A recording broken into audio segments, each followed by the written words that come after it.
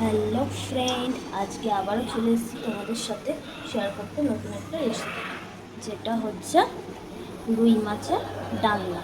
কম বেশি আমরা সবাই বানাতে জানি, কিন্তু আমি কীভাবে বানি সেটাই আজকে তোমাদের সাথে শেয়ার করব। তো আমার সাথে থাকো আর দেখতে থাকো। এই যে নুন হলুদ মাখিয়ে রাখা মাছগুলো এবার এই কড়াইয়ের গরম তেলে এক একটা করে ভেজে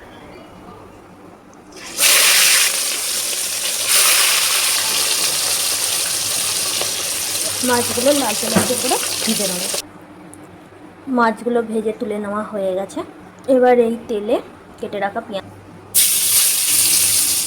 টমেটো কুচি, পরিমাণ মতো নুন, হলুদ, সামান্য চিনি দিয়ে পেঁয়াজ টমেটোটাকে ভাজা ভাজা করবো যতক্ষণ না বাদামি কালার আছে। পেঁয়াজটা ভাজা ভাজা হয়ে গেছে। এবার এতে আদা, রসুন, লঙ্কা পেস্টটা দিয়ে দেবো, দিয়ে ভাজবো যতক্ষণ না কাঁচা রসুনের গন্ধটা চলে যাচ্ছে। গন্ধ চলে গেছে। এবার এতে দেবো কাশ্মীরি লাল লঙ্কার গুঁড়ো আর জিরে গুঁড়ো। একটুখানি জল দিয়ে মশলাটাকে কষি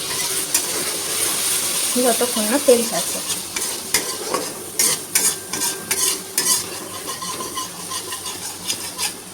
মশলা দিয়ে তেল ছাড়া শুরু করে দিয়েছে। এবার কেটে রাখা আলুগুলো দিয়ে ভালো করে কষবো।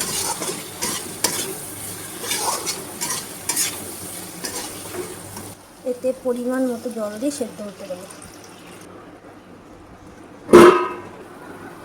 এইবার ঢাকাটা খুলবো। আলুগুলো সেদ্ধ হয়ে গেছে। মশলাটাকে ভালো করে ভাজা করবো।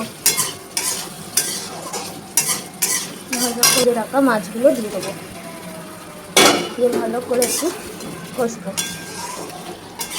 কষানো হয়ে গেছে। এবার ওতে পরিমাণ মতো জল দিয়ে ফুটিয়ে নেবো। টকবক করে ফোটা শুরু করে দিয়েছে। এবার এতে দিয়ে দেবো সানরাইজ গরম মশলা, দিয়ে দিলেই রেডি আমাদের রুই মাছের ডালনা।